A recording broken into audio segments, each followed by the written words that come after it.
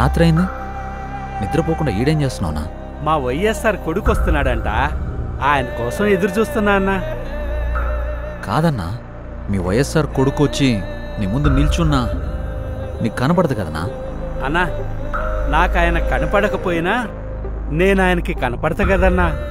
నాలాంటోళ్ళు ఆయన వెనకాలన్నామని తెలియడానికే నేను ఇక్కడ ఉన్నానన్నా.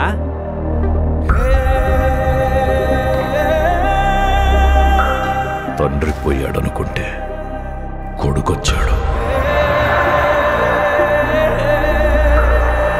Congress party can create another 100 YSRs.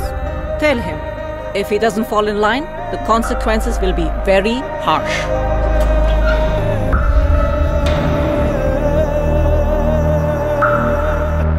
ఉన్నదంతా పోయినా పర్వాలేదు అని తెగించిన జగన్ లాంటోడితో యుద్ధం చేయడం మనకే నష్టం మేడం.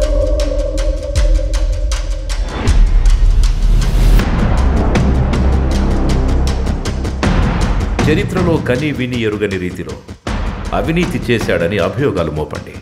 1,00,000 కోట్లని 1,00,000 సార్లు చెప్పించండి. ఒక అబద్ధాన్ని నిజం చెయ్యాలంటే అది మీడియాకి మాత్రమే సాధ్యం. If we can't defeat him, we can destroy him.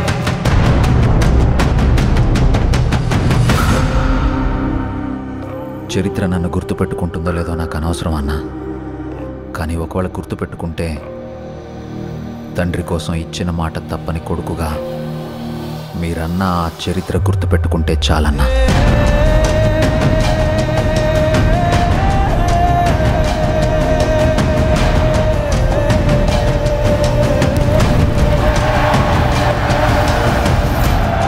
నాకు భయపడడం రాదయ్యా.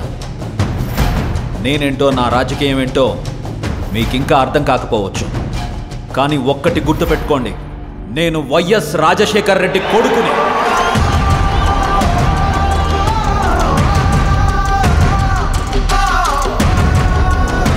నా రాజకీయ ప్రత్యర్థినైనా శత్రువునైనా ఓడించాలనుకుంటానే కానీ మీ నాయకుడిలాగా వాళ్ళ నాశనం కోరుకోనయ్యా.